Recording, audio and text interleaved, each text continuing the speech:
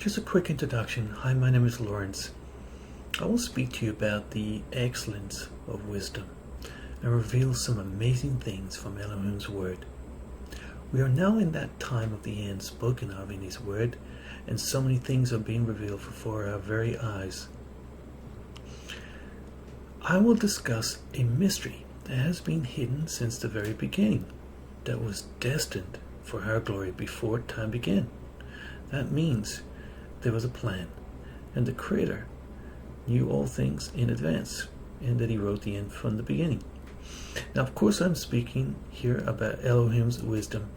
I will let the words of wisdom speak from the book of life, His Word, the Spirit of truth, and reveal the excellence of wisdom, and reveal that Yeshua is the new temple, the new mind of Elohim's wisdom. Now, what has sadly been the most overlooked and not realized by many is the treasure spoken of in His Word, and that is wisdom. We are told to find wisdom. She is the hidden manna, the bread of understanding, the tree of life spoken of in the Garden of Eden. I'll let the book of truth reveal this mystery unto us.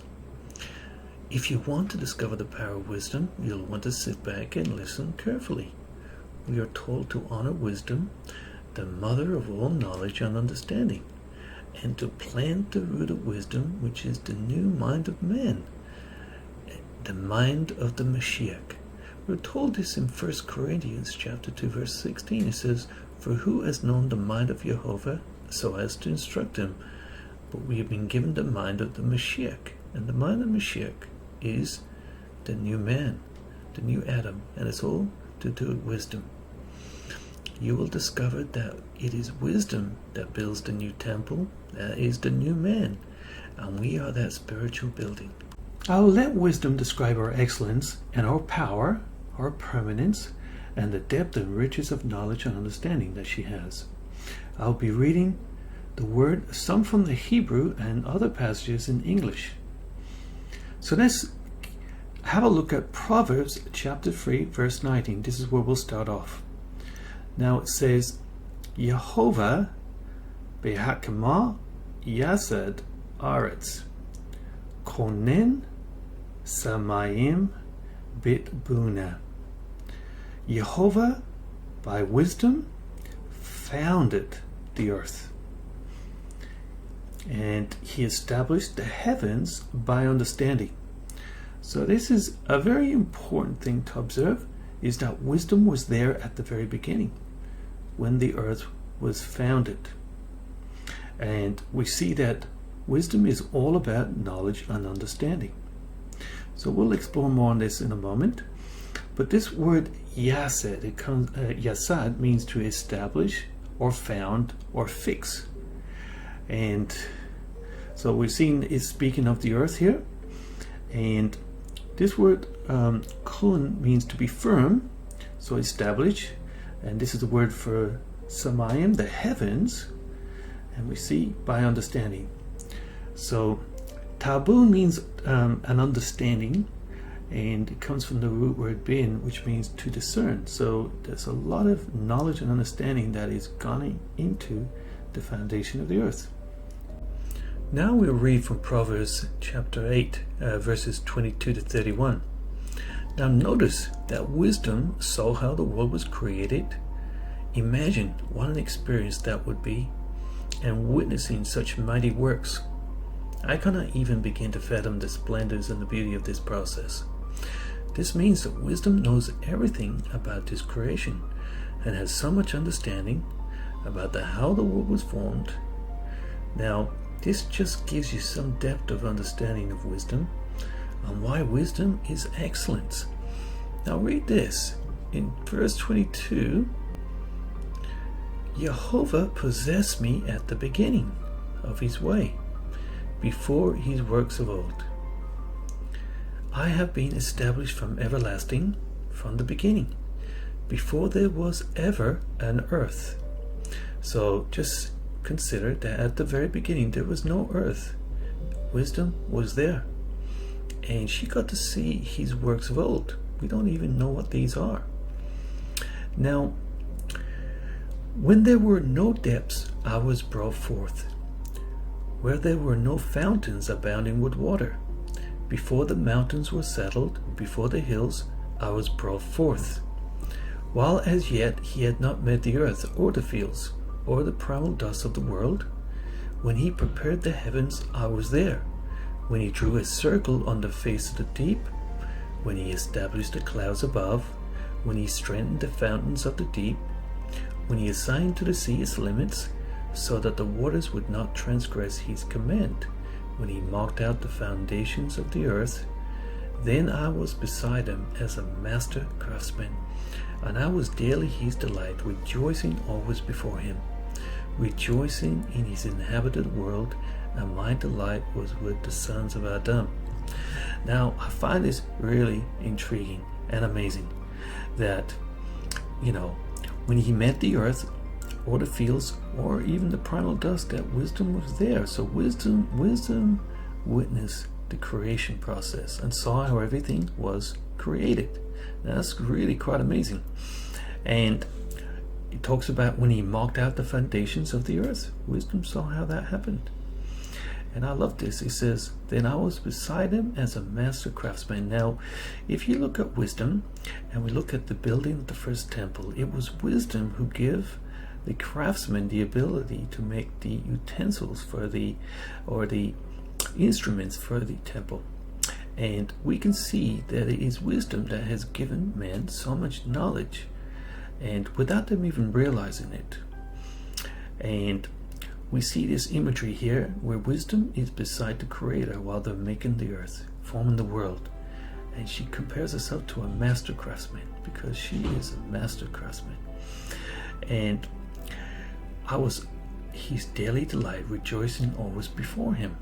And here we have it, rejoicing in his inhabited world, and my delight was with the sons of Adam. So we really get this depth of knowledge that wisdom has, and how this world was created, and she got to see everything. Truly amazing. Now that we've established more that wisdom has been there before creation, let's consider in our minds the power of wisdom. Now let's glean more from wisdom herself, the knowledge she knows. So in Solomon, the Wisdom of Solomon, chapter 7, verses 17 to 21, wisdom gives us some more understanding of this. It says, for he had given me certain knowledge of the things that are, namely, to know how the world was made, and the operation of the elements. So the Creator has given her knowledge of how the world was made. I mean, we can't even comprehend how the human body is created. Just imagine how the world was formed. The beginning, ending, and the midst of time. So you see that wisdom knows the beginning of this world and also knows the ending and the midst of the times, the alterations of the turning of the sun and the change of seasons. And we can see this knowledge also being expressed in the book of Enoch, where Enoch had lots of wisdom and he had this understanding too. But you see, wisdom is the one that has all this knowledge that the Creator has given her.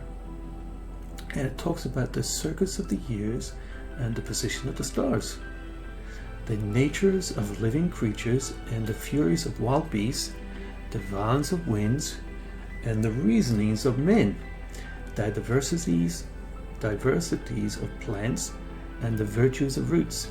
So you see, there's all this knowledge here, and I find it really amazing, the reasonings of men. So think about your reasoning. You see, wisdom knows all things. It knows what you're reasoning, how your mind operates, because what you'll discover is the temple, which I'll speak about. The temple was built by wisdom, and that wisdom, that temple, symbolizes a spiritual building, which is where the spirit of Elohim, wisdom, is to reside. So you see, there is so much depth and breadth of knowledge that we can't even possibly come to terms with. So keep that in mind. And all such things as are either secret or manifest, them I know. So we get this extra depth of knowledge about wisdom, that she knows so many things, secret things, and things that are manifest. And you see, wisdom says, them I know. Now I'd like to also talk about the permanence of wisdom and how wisdom has built her home and has set up its 7 pillars. Let's read in Proverbs chapter 9 verse 1. It says, Hakemot baneta beta hasaba amudeha siva. And it talks here about she has built her house and has hewn out her pillars, and there are 7 of them. And we get this imagery of wisdom, that she has built home and she has set up the perfect number of pillars. You see, because the pillars symbolize a perfect, a solid foundation. And we get this number 7. And this number here, the Hebrew word for 7 is Shiva, and it comes from the root word sava, which means to be full or satisfied. So in other words, complete and perfect. And we know that 7 is always been the number to do with spiritual perfection. Now, I want to explain something. We see that the Lord created this world in 7 days. And the world was founded upon wisdom, meaning wisdom is extremely powerful. And I'm going to show you that wisdom, the number 7, signifies Elohim's wisdom. Let's read from Ecclesiasticus chapter 1. Now pay very careful attention to these words. First, I ask that you observe that the source of wisdom is Jehovah Elohim. Now this is a point of wisdom also, to know whose gift she is. Now let's read from verse 1. It says, all wisdom cometh from Jehovah, and is with him forever. Who can number the sand of the sea, and the drops of rain, and the days of eternity? And think about this. It's asking, who can number these things? Who knows the drops of rain, the days of eternity? But the Creator does, and wisdom does. It says, who can find out the height of the heaven, and the breadth of this earth, and the deep, and wisdom? Wisdom had been created before all things. So think about this. Before anything was created, wisdom was created, and has the understanding of prudence from everlasting. So she's prudence. She is very careful about what she divulges or what she speaks about. It says, the word of Elohim Most High is the fountain of wisdom, and her ways are everlasting commandments. So when you learn that the tree of life, the Eskaim, or the word of truth, the Torah, is all the words of wisdom. These are everlasting commandments. Because when you see the law, the 10 Commandments example, they are all based on wisdom. And we're told, to whom had the root of wisdom been revealed? Or who had known her wise counsels? Unto whom had the knowledge of wisdom been made manifest? And who had understood her great experience? There is only one wise and greatly to be feared, and that's Jehovah sitting upon his throne. We're told he created her and saw her and numbered her and poured her out upon all his works. She is with all the flesh according to his gift, and he had given her to them that love him. Now, just a couple of key points. We're told that wisdom has been numbered, and wisdom has told us her number is the number 7. Now, that she has been poured out on all these works. I'll explain this in a moment. Just take, for example, right? We see that the number 7 is used for all throughout Elohim's word. It's everywhere. And have you ever wondered what this number represents?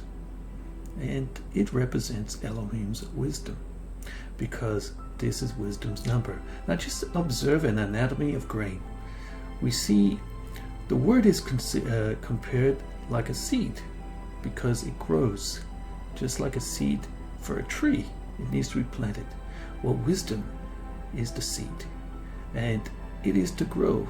And we see that he said that he poured her out upon all his works. So we look at the grain here, we see that it has 7 components. Just one example. Now also we have the 7-day week. We got the 7 wonders of the world. We also see that there are 7 oceans and 7 continents. We see in the word there is 7 years of plenty and 7 years of famine in Pharaoh's dream. Now Noah was commanded to bring 7 pairs of every clean animal onto the ark. We have the 7 moeds, the appointed times. There were the 7 furnishings of the tabernacle. We're told there are 7 things that are detestable to Jehovah. That's in Proverbs chapter 6, verse 16 to 19. In Matthew 13, Yeshua is quoted as given 7 parables. And let's just talk for a moment about the book of Revelation, the symbolism of 7. And what the book of Revelation symbolizes is the completion of this world and the perfection of everything. That is why everything is to do with the number 7, because it is wisdom that has built her house, and she has built her home, and it's a permanent foundation. And that's why the world was created in 7 days, and the 7th day is the day of rest. It's when everything is completed, and it symbolizes entering into that kingdom. Now in the book of Revelations there are 7 golden lampstands. We see this represents the menorah, the stars. We have 7 seals. We got the 7 angels, the 7 trumpets, 7 last plagues, 7 golden bowls, the 7 thunders, the horns and the eyes, the diadems, and the kings. So we see that this number 7 is everywhere throughout the book of Revelation, because it is wisdom crying aloud. She is making herself heard, and she wants people to realize, hey, we're at the end, and now is the completion of everything. Now also, take for notice, the first resurrection of the dead takes place at the 7th trumpet. And in the word it speaks about the 7th day, the day of rest for eternity. This is the day that Elohim rested from all his works. And this is a day we are entering into, which symbolizes the end of the world, of this world, and the completion of all things. You know, when you build a house, the most important design is its foundations. And these pillars of wisdom symbolize a perfect and solid foundation, a permanent structure. Now notice carefully in Revelation chapter 1 verse 2. Notice what Yeshua holds in his right hand. The mystery of the 7 stars that you saw in my right hand, and of the 7 golden lampstands, right? These are the menorah, the 7-branched golden candelabra. Okay? So this is what these golden lampstands represent. It represents the menorah that was within the temple. And it is the 7 stars, right, are the angels or the spirits of the 7 assemblies, right? And the 7 lampstands are the 7 assemblies.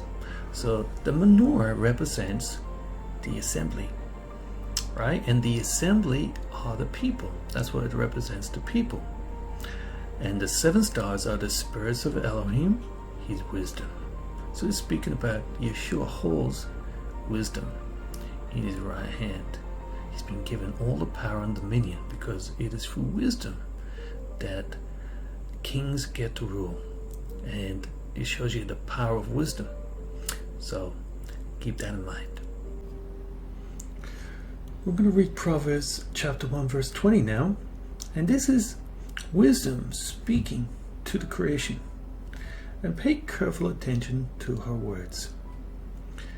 From verse 20, Hakemot Bahutz Tarona Bare Hobot Titan Kola Berosh Homiot Tikra Be Pithe Sarayim Ba'ir Amareha Tomer. And it says, wisdom in the outside calls aloud in the open squares. She raises her voice in the chief or the head of the concourses or the openings, and she cries out at the openings of the gates. Sha'ar is gate, and Baher is in the city, or where she speaks. So we have this imagery of wisdom being personified as a woman who cries out at the city streets and raises her voice in the concourse, and that she will pour out her ruach, her spirit, and make known her words. Now this is an amazing imagery, because you see that the world was created through wisdom.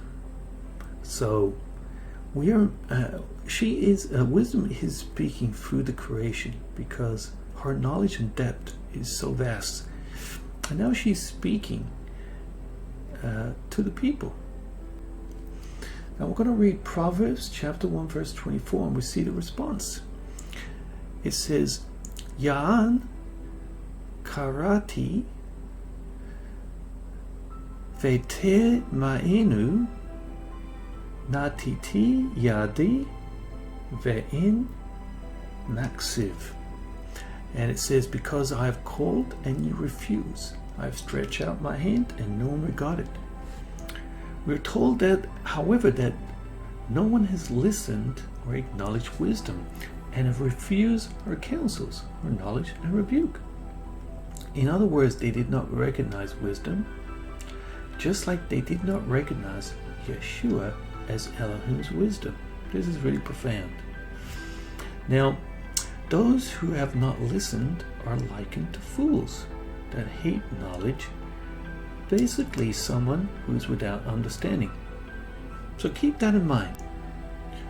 Now in Proverbs chapter 12:15, we're told why they don't listen.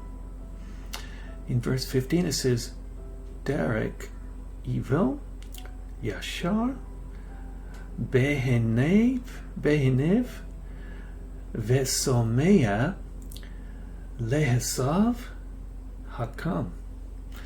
And it says, the way of a fool is right in his own eyes, but his counsel is wise. So, in other words, where does counsel take place? Well, it takes place in the human mind. Your mind is where the counsel is. And we're seeing that the reason the people did not listen is because in their own ways, in their own minds, right, in their own eyes, right, they thought what they were doing was correct. They did not heed the counsel of wisdom. So wisdom has been speaking in the minds of people. But we see that the fool who has not had, the fool basically is the word evil, this word here, means somebody who is without understanding. And we know that wisdom is all about knowledge, and she gives understanding.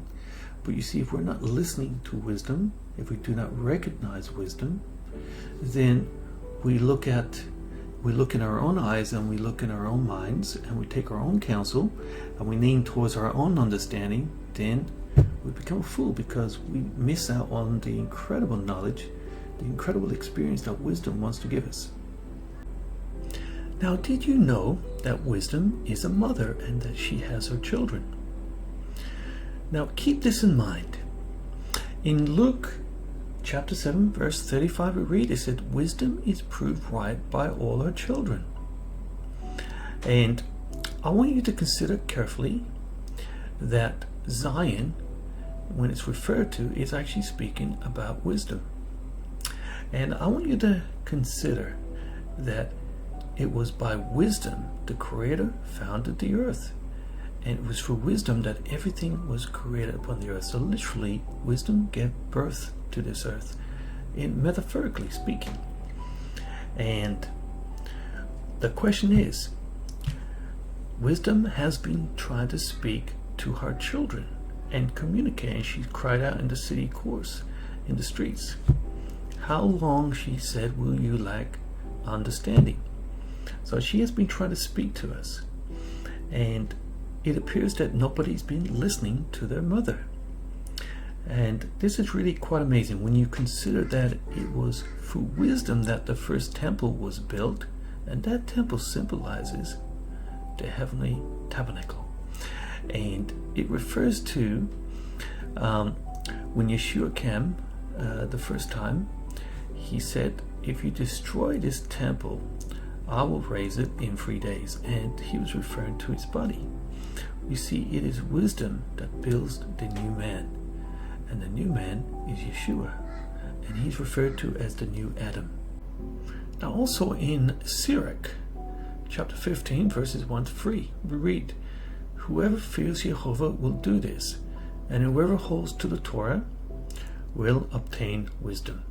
So you see, we have to hold to the Torah, to the laws, because all laws are actually based upon Elohim's wisdom.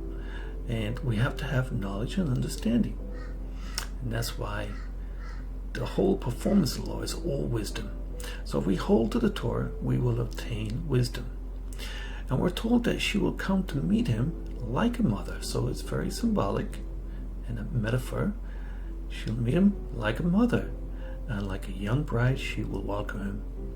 And she will feed him with the bread of learning, or the bread of understanding, and give him the water of wisdom to drink. Now, when we consider that Yeshua is Elohim's wisdom, and Yeshua said that he was what? The bread of life. And it all comes back to the tree of life in the garden, because the tree of life is the spirit of wisdom. Really, truly amazing. Now let's observe very carefully in Isaiah 11, the prophecy of the Messiah, the Mashiach. We read there in verse 2, "V'neha elav ruach Yehovah ruach chokmah hu bina ruach esav." It says, "Ugebura ruach da'at v'yirat Yehovah." And we're told that it talks about the spirit, right? The spirit of Jehovah, the spirit of wisdom will rest upon him. This is speaking about Yeshua. And what the spirit of wisdom gives is understanding. And we're told the spirit of counsel and the word for mighty or powerful. And we're told the spirit of knowledge and the fear of Jehovah. So that's why when Yeshua was teaching, he spoke in parables. And he spoke nothing unless he spoke in a parable. And parables are the language of wisdom. He spoke wisdom to the people. And he had great knowledge and understanding. This is expressed so many times in the word, that he spoke with power and with knowledge and understanding, because he was Elohim's wisdom. You see, wisdom had been given upon him. And this is why Yeshua is very powerful, and Yeshua is Elohim's wisdom. Now also we are told in Colossians chapter 2 verse 3, "In whom are hidden all the treasures of wisdom." And of course we are speaking about Yeshua here, because Yeshua is Elohim's wisdom. Also in 1 Corinthians chapter 2 verses 6 to 7 we read, "We do, however, speak a message of wisdom among mature, but not the wisdom of this age, or of the rulers of this age, who are coming to nothing. No, we declare Elohim's wisdom, a mystery that has been hidden, and that Elohim destined for our glory before time began." So you see, understanding that before time began, the Creator knew all things. And that's why we are to fear the Creator, because there is nothing hidden in all creation. So even from the very beginning, he had a plan. And the plan was that his wisdom, and his wisdom has been there from the very beginning. And this is why he's done everything using this numbering, expressing numbers to do with 7.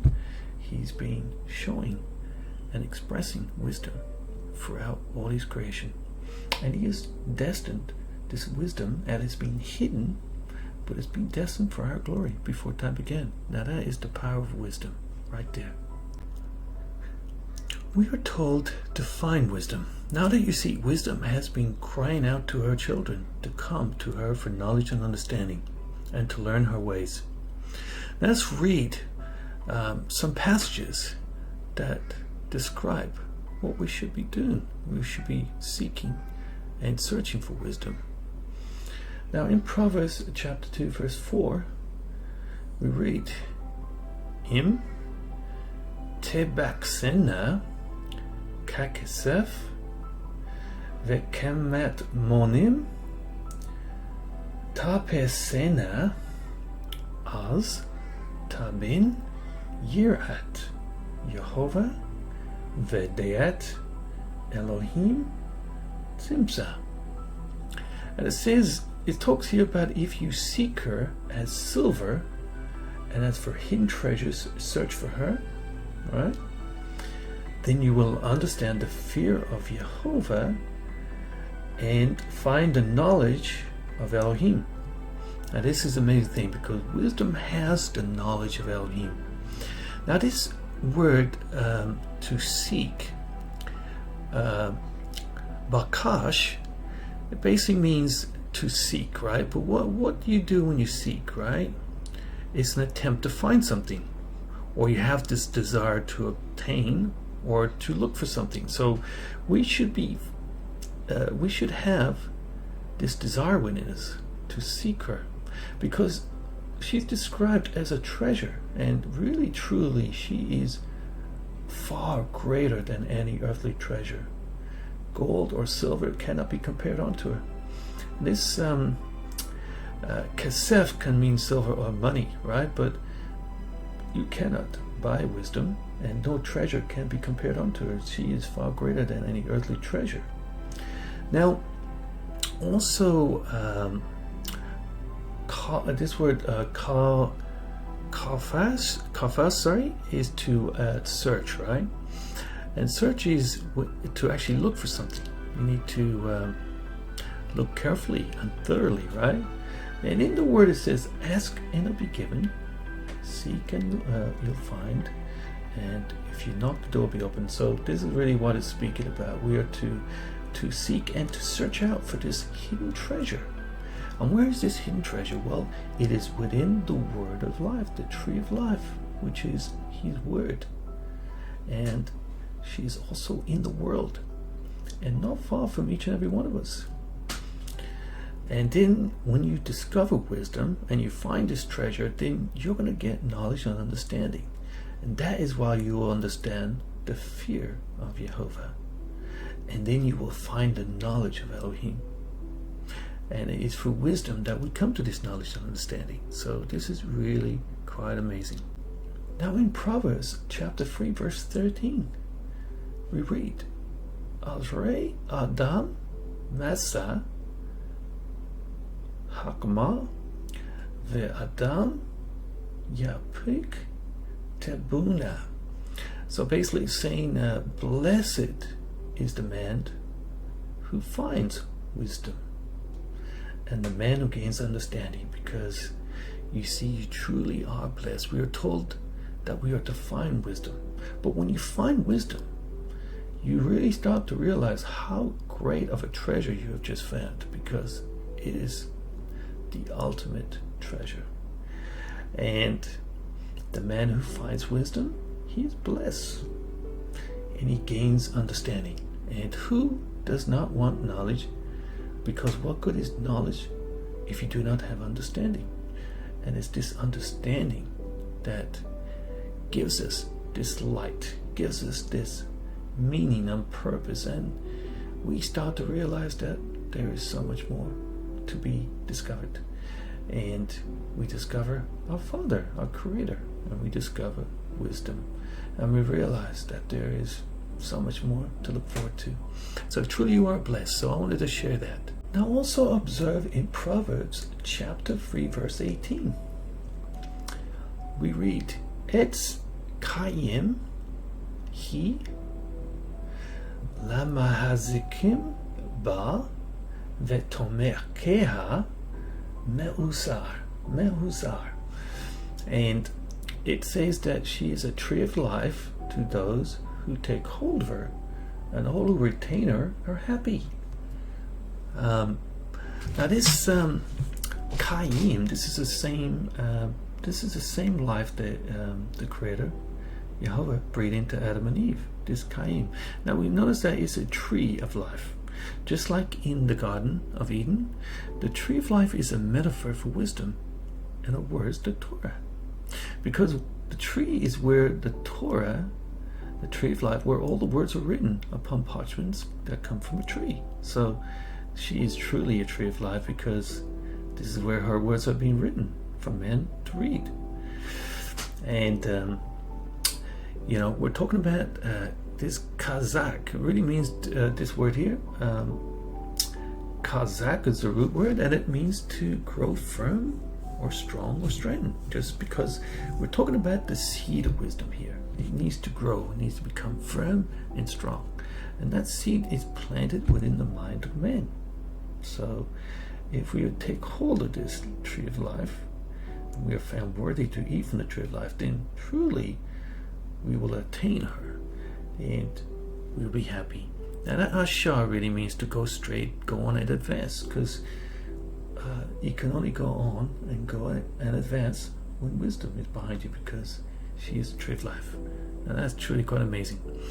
Now just think that the tree of life was in the garden.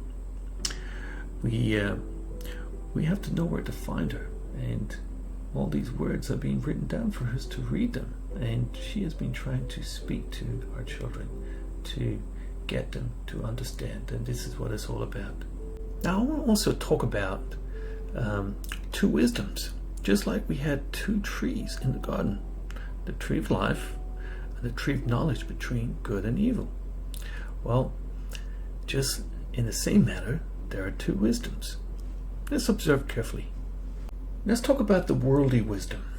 I call it the worldly wisdom, but we'll let the word define this. In 1 Corinthians chapter 3, verse 19, it says, "For the wisdom of this world is foolishness in Elohim's sight. As it is written, he catches the wise in their craftiness." And this is speaking about the general knowledge and understanding that is within this world, that pretty much the most of people have. And this knowledge comes from this world. And this worldly knowledge, comes from the tree of knowledge between good and evil. And the Creator said that this wisdom is foolishness in his sight, because you see, this world and everything in it is going to be wiped away. But the knowledge of the tree of life, his ways are eternal. Now, he also catches the wise in their own craftiness, you see, because these people, the intelligent people in the world, think that they are so smart and intelligent. And unfortunately, the Creator catches them in this craftiness because he knows all things. Now also we are told in James chapter 3 verse 15, he says, "This wisdom descended not from above, but is earthly, sensual," right, "and devilish." Now that's quite interesting when you consider that, because it was the devil who gave this knowledge to men. And that's just a metaphor, of course, this serpent in the garden I'm speaking of. So keep this in mind. There are two words. Now, the Greeks called Sophia their wisdom. So it's always been the Greek and the Jews, but the Greeks have always been associated with wisdom, and this wisdom is called Sophia. So that's very interesting. So now let's talk for a moment about Elohim's wisdom. Now, we've already covered the knowledge that wisdom has, how the world was formed and created, and how everything operates. The elements, she understands the movement of the stars, the sun, the operations of all the elements upon the earth, how man was formed, the DNA, the mind, how we breathe, how we move, the reasons of man. So just think about the depth of knowledge that wisdom has. So this is the wisdom we're speaking about. And in 1 Corinthians chapter 2 verse 7 it says, "No, we declare Elohim's wisdom, a mystery that has been hidden, and that Elohim destined for our glory before time began." And also we read in James chapter 3 verse 17, it says, "But the wisdom that comes from heaven is first of all pure, then peace-loving, considerate, submissive, full of mercy and good fruit, impartial and sincere." So of course we're talking about the spirit of wisdom here. So this is the wisdom that we are declaring. And this wisdom comes from above. This is very important. And that's why she is within the garden paradise. And she is eternal. So this knowledge is eternal. And it's never going to fade away.